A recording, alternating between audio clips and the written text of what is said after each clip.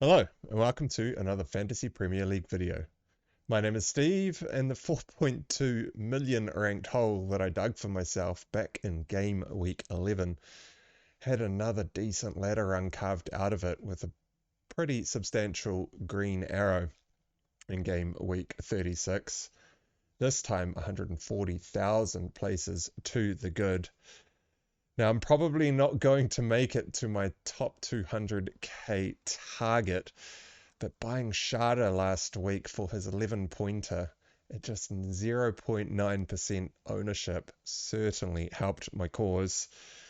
I'll tell you what, I celebrated that goal more than most of the goals that I scored in my career.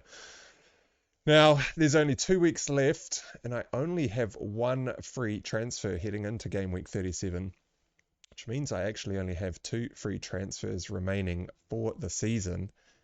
And I'm now looking to sell Kevin De Bruyne, having just bought him in last week. And I'm also weighing up the possibility of selling Isak for a hit this week. So we'll quickly go through the game week summary as fast as I can, because there is quite a lot of moves, or quite a lot to discuss for my potential moves this week. So I scored 69 points with my bench boost active in game week 36. It wasn't 140,000 places to the good, but it needed to be a whole bunch more, and it actually could have gone a whole lot better. We were quite unlucky in a few of the things here. So first of all, the captaincy decision did go correct.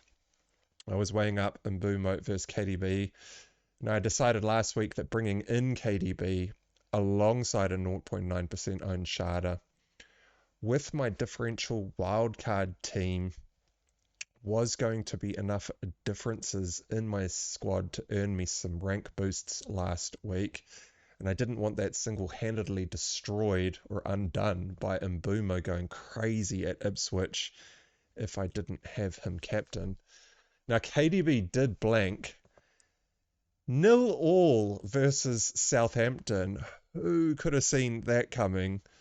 I mean, KDB had a couple of dead ball free kicks from the edge of the D. He had a couple of long shots from open play. He also created quite a few chances, but only came away with a 3-pointer from the clean sheet.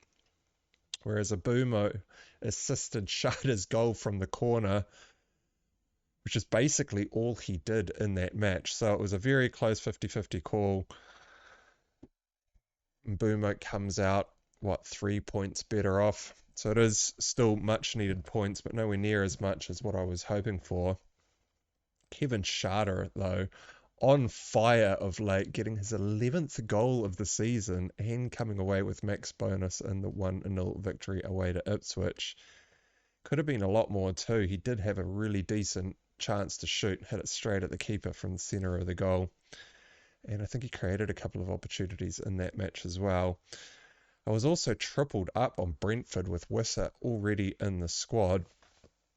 He picked up a yellow card for a bicycle kick to the face of Greaves. Comes away with a 1-pointer. I was expecting big things from Brentford. I thought they were going to score a whole bunch of goals in this game. Didn't come to pass. It did have Chris Wood in the team. He was there on my wild card back in the blank and scored a diving header, with Justin making the shot actually quite difficult. It was probably the hardest finish out of the many chances that Chris Wood did have in that Leicester match. He came away with 8 points. I was also tripled up on Bournemouth. They were all sitting on my bench. And I did sell Rodgers in the Bournemouth versus Aston Villa game. So I was really just hoping for a Bournemouth 1-0 or 2-0 victory here. Now, Clivett was benched out of the blue and came on at the start of the second half. Basically did nothing in the match. It's a bit of a weird game. I mean, Semenyo started the match off with a midfield bomb. Probably kind of, I don't know, foreshadowing what was about to happen in that match. Kepa made some outstanding saves in that first half, but he did concede that goal and double up on the Bournemouth defence with Huijsen sitting in there as well. Huijsen was actually standing next to Jefferson, who put his header over the open goal in the last moments of stoppage time in that match as well. So I got 2 points from Kepa, 1 from Kluivert, 1 from Huijsen, all on my bench and my bench boost, totaling 4 points. Pretty horrific, really. Rodgers also assisted Watkins after, I don't even know what Semenyo was doing out on the wing there. First half stoppage time. Just play safe, man. Get rid of the ball. That's the only goal they scored. Rodgers comes away with the assist, which is kind of taking a few points away from that Sharda trade. It's not ideal. Gavardio almost scored a goal with KDB putting him in at the back post just 9 minutes into the game. But it's some last-ditch defending from Downs put the ball out, whereas Gavardio would have just, I don't know, kneed the ball home from point-blank range. He came in with a clean sheet. So did Ruben Diaz, who actually also picked up 3 bonus points. Nori only got a 1-pointer, conceding early on from Cunha, giving away a reckless penalty. Don't even know what he was doing that deep, but he actually probably would have got sent off had it not, that rule change not been there, where he actually gave away the penalty. Nori set up Guedes with a great chance, also set up Cunha. Almost also put it on a plate for Strand Larsen, but Van Heck got his boot to it. It was looking like it could have been good stuff for Nuri during that game, but then he conceded a second goal 5 minutes from full time and came away with a 1-pointer. Pickford conceded just the solo goal. Salah should have put it on a plate for Diaz in the 8th minute of that match, but his pass forced Diaz to control the ball in the box, and then Diaz ended up shooting it straight at Raya. You could see Diaz's frustration with the pass that Salah gave him. Salah basically did nothing else in that match. In that same match, though, Saka missed a sitter in the first 3 minutes. He had loads of time, was one-on-one with Alisson, and had heaps of the goal to aim for, but puts the ball wide with a miscue on his volley. Props to the set-piece coach at Arsenal, though. That move from the dead ball was perfect. He was just out there all on his own. Nothing else too much to report from the Liverpool versus Arsenal game. And then Newcastle, who I had Isak and Livramento in the team for, actually looked terrible in that match. I watched this full match. I mean, Isak had 2 shots on target in the match, but I don't really remember anything too dangerous in that game. I mean, Newcastle could barely hold the ball against the 10 men of Chelsea, at times resorting to aimless long ball clearances out of defense while they were under the pump from 10 men of Chelsea. Like, Newcastle were just completely off the boil. Livramento got the jammiest of clean sheets that I can remember, which was much needed on my bench boost. Otherwise it could have been seriously poor bench boost, but Newcastle were just not looking at all good. 69 points, a pretty terrible bench boost. It was a really good game week, all things considering. Game week rank of 328,000. I am now at 564k. That top 200k is looking a little bit far, but we still do have some differentials in play, and there's still some pretty big matches ahead in game week 38. So, like I said in the intro, I only have 1 free transfer this week, meaning that I only have 2 free transfers for the rest of the season, and I'm looking for an edge for the last 2 game weeks. And so I will only be spending transfers on attacking players. I did wildcard recently, and having just played the bench boost, my defense is more than capable of seeing out the season. And there isn't really a hell of a lot of upside in going for defenders. So I'll be focusing on attackers moving forward. This is how the team lines up without any transfers. Hopefully my goalkeeper rotation can finally pull in some points. They've conceded in every single game week that I've played them, but this week I've got Pickford at home to Southampton. Now, the teams that I have been targeting for about the last 6 or 7 game weeks are Leicester, Ipswich, and Southampton. I think pretty much all managers are doing that. This week, though, Leicester play Ipswich and Everton host Southampton, and there's no way that I'm buying into any of these teams. I'm not going to try and go for a relegated team that's playing another relegated team to hope that they, I don't know, somehow go mental and score 2 to 3 goals. I just do not see it happening, so I'm avoiding them completely this week. So I'm really looking at the next best set of teams to target for attackers in game week 37. And so I'll just discuss those 4 teams now. These are in no particular order. Manchester United, definitely a team worth targeting. They are away to Chelsea this week. So Chelsea have Manchester United at home. So of course Cole Palmer looks like he could be a pretty decent shout. However, Chelsea are then away to Forest in game week 38, which is going to be a tough game. Forest have been no pushover, especially defensively. And Chelsea will be without Nicholas Jackson for the rest of the season. And so Chelsea are probably going to play, Nkunku up front in the number 9. It's totally not a number 9. That will seriously detriment Chelsea's attacking threat. Or potentially they try something else and put in, I don't know, maybe Cole Palmer as a false 9 or something. They're going to have to play Nkunku in his best position is probably the 10. I don't rate Nkunku at all. So I'm not thrilled about the Palmer move. The next team to target would probably be Spurs, who have Aston Villa. Aston Villa have Spurs at home this week and then are away to Manchester United in game week 38, so 2 of the teams worth targeting in the final 2 game weeks. The only player that I'd be looking to buy from Aston Villa would be Ollie Watkins. I did just sell Rodgers last week to bring in Schade, and I have no thoughts of bringing Rodgers back in. I'm rolling with Schade to try and use that ownership differential of like 1% versus the 25% ownership of Rodgers for the rest of the season.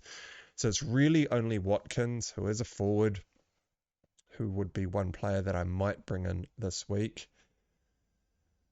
The other 2 teams to target would be Wolves. Now, Wolves always go for goals in matches, but they also do concede quite a few. But they are coming up against Crystal Palace this week.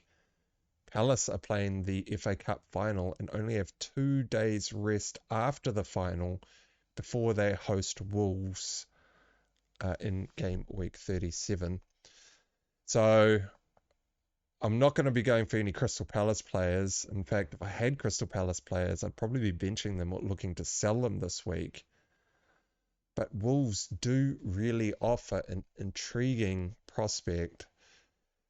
So on the Crystal Palace vs Wolves game, I think Palace are going to be shattered in game week 37. No matter what happens in the FA Cup final, if they win the final, they'll be partying. If they lose the final, they would have put in a huge effort in that fixture because, of course, the FA Cup finals play way different to any other game. It is till the final whistle goes, and that final whistle might even be 120 minutes of football. There'll be no slacking off. Palace don't have a really deep bench either, and so they'll probably play most of their first 11 for most of this match as well. So Wolves do offer a really intriguing prospect for the final 2 fixtures of the season. Mostly looking at Cunha here. I don't think there'd be any other player worth considering in the Wolves team. I already have Aït-Nouri, but I probably even wouldn't be looking to bring in Aït-Nouri. So I don't think they're going to probably keep any clean sheets. And like I said, I'm not going for defensive transfers. So a jaded Crystal Palace for Cunha in game week 37. It is an away fixture though, but they will have only had 2 days rest. Followed by a fixture at home to Brentford in game week 38. Before he even potentially leaves the club, there are rumours that Cunha might be going to United next season. That could be a bit of a differential route for the final 2 games of the season. So to quickly summarize those options, so I'm looking at basically Palmer, Cunha, or Watkins as the top candidates this week. There is one other, but I'll discuss him in a minute. So Palmer, I'm going to swerve because although the fixtures are good, he wasn't actually that threatening in the fixture against Newcastle this week. Yeah, they did only have 10 men, but they did dominate that match. And he was a bit too far away from goal. Palmer's also been in a bit of a drought. I think it would probably only be a 1-week punt for Palmer, as I'd probably want to move him on again in game week 38. No Jackson in the team for Chelsea is huge to the way that Chelsea play, and they don't have any good backup to come on in his place. It's likely going to be Nkunku, who cannot play in the number 9, and so there could be a bit of a formation switch at Chelsea.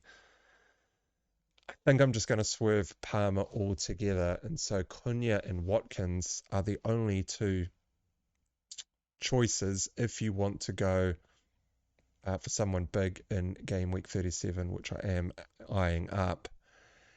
However, I also have a Kevin De Bruyne issue. So I bought Kevin De Bruyne in last week, hoping that he'd smash Southampton so that I could even look to sell him, potentially even for a hit in game week 37. I'm now very worried about the FA Cup final, and he didn't bring in any points, making him an easier sale in game week 37. The City drew 0-0 with bottom, almost already relegated Southampton, with both KDB and Haaland on the pitch, and that FA Cup final just 2 days prior to that Bournemouth fixture. Now, Pep's got a bit of an issue here. So if I bring up the Premier League table, Man City are currently in 4th with that draw against Southampton. And if Chelsea win if Chelsea and Villa win them fixtures this week, that will put both of them on 66 points. Meaning if City lose this fixture after the FA Cup final, they could be in 6th place. And if that happens, they would require either Aston Villa or Chelsea to lose the final game of the season for Pep to have any shot at a Champions League spot. So that puts Pep in a must-draw or win situation against Bournemouth in game week 37. So he has to win or draw, ideally a win. So he really has to prioritise both the FA Cup final and that Bournemouth fixture just 2 days later in game week 37. So, does Kevin De Bruyne have the legs to play 120 minutes, or a potential 120 minutes in an FA Cup final, and then start with 2 days rest against Bournemouth and play the majority of minutes in that match as well? Probably not, right? I don't think he's got the legs to even play 2 90-minute performances back-to-back in must-win matches, let alone the potential of 120 minutes. Now, I could be completely off there. Maybe KDB does have the legs, but I think we kind of have to look at this as how is Pep going to manage KDB across these 2 games? Because I think he has to start him in both matches, meaning he's probably going to split KDB's minutes across these 2 fixtures. So it would make sense to probably start him in both games and then aim to pull him off in the 45th to the 65th minute mark in both matches, depending on game state. So if he puts out like a 60-minute performance in the FA Cup final and then plays 45 minutes first half against Bournemouth in game week 37, and then see how he is. Potentially he has to play that extra 15 minutes of the second half against Bournemouth if they're not secure in that game. They could also be up like 2-0 against Bournemouth and then pull KDB off, given that he would have just put in a big effort in that FA Cup final. So worst case scenario, he plays the majority of the minutes in the final and then is potentially even saved as an impact sub for that match against Bournemouth, maybe even coming on for the last 30 minutes if he's needed to save the game. But that might even mean that he might not even be used against Bournemouth. I mean, if they're up 3-0, you might not even need to bring on KDB, especially if he had to put in some sort of big performance in that FA Cup final. So I think there's actually enough here to prioritize selling KDB in game week 37 before his match at home to Bournemouth. So I've just said that the top two options to bring in is Cunha and Watkins, but I'm kind of needing to sell Kevin De Bruyne.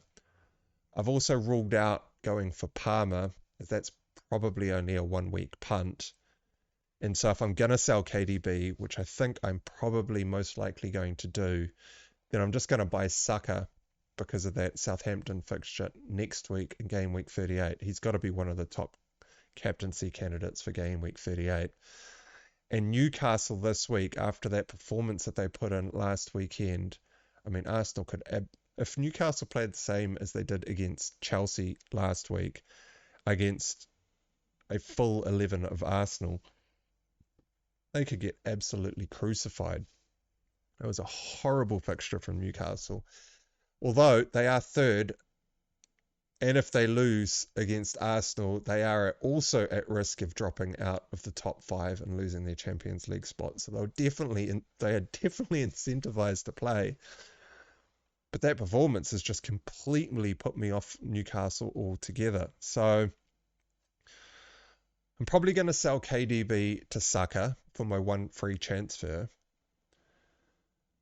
And I'm really looking at Isak away to Arsenal this week after having a terrible performance. Well, not Isak himself. He did only have 2 shots. He wasn't at all dangerous in that match. But Newcastle as a team were just not firing last week. And Cunha and Watkins do look like intriguing options for the last 2 fixtures of the season. And this is basically where my notes go to for this video. I was hoping that kind of talking this through would make me reach some sort of epiphany or something as to what I want to do. So if I sell Isak for a hit, Isak has to blank in this fixture against Arsenal. I think it's totally possible that he could do that. But he does have Everton at home in game week 38, which is a little bit worrying. And if they do lose against Arsenal this week, that will be a must-win game against Everton in game week 38, which is super risky. So I've got to keep in mind that fixture in game week 38. If I sell Isak for a hit to say someone like, I'm probably leaning towards Cunha, to be honest here, out of Cunha and Watkins. I think Cunha's probably more explosive. That Crystal Palace game, I mean, Crystal Palace are not going to be on form in that game. I just don't see it. And I totally see Cunha coming away with potentially a few returns here. So if I was going to go anywhere, I think it's to Cunha. He has to score 2 returns to make this worthwhile. Cunha also has Brentford at home in the final fixture of the season. I would need heaps of goals in that game because I'll be tripled up on Brentford. Probably playing all of them in game week 38 as well, by the way. So I will need, I don't know, like 2-all, 3-all, something like that in that final fixture with Cunha coming away with the majority. And I would also need Isak to blank in that Everton fixture in game week 38, which seems kind of thin, really. But I don't know. I just see Isak blanking this week. And I need a whole bunch of points. I kind of need a little bit of a Hail Mary here, eh? I've got a whole bunch of points to make up. I mean, the rest of the team's looking solid. Pickford against Southampton at home. Double up on City against Bournemouth at home. That's probably a little bit risky considering they will have had that FA Cup final, but they will be totally focused on this Bournemouth game given they will not want to lose Champions League spots. Brighton away, triple up against Fulham at home. I've got Chris Wood away to West Ham as well. I'm umming and ahhing over taking this hit. I don't know where I'm going to go. I'll quickly cap off captaincy. I'm probably just going to default to Salah for this captaincy decision this week. I mean, Mbumo was probably my backup at home to Fulham. I don't think I'd go for Chris Wood because his fixture is away. He's only scored 1 goal recently as well. He could have had a whole bunch of goals in that fixture last week, Chris Wood. Scored one of the harder ones. Maybe that kicks off a few goals in this game.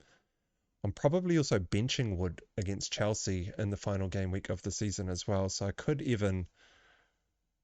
I think I have to hold Wood for this West Ham fixture and just bench him next week. And I could just use that Wood slot to bring in Cunha next week for that Brentford fixture, or maybe even look at Watkins next week against Manchester United. I'm probably just going to default to Salah for the captaincy. Vice captaincy on either Mbumo or Chris Wood. Pray that Shada keeps firing. If he brings in another goal this weekend, I'm going to be over the fucking moon. That will get me right up close to, you know, if Shada comes in this week, he could be the key to getting me up around that top 200k mark. I don't know where I'm going. I was hoping that I'd reach a resolution by the end of this video. But that basically wraps it up. By all means, drop me a comment. Give me your thoughts on what I should do about taking a hit to sell Isak for this Arsenal game, for the likes of Cunha to go for an absolute Hail Mary and hope there's just goals for Wolves in this last 2 fixtures and Cunha manages to pick them all up. Yeah, drop a comment, give the video a like and subscribe to the channel. Good luck for the game week. Thanks for watching, and I'll see you all again next time.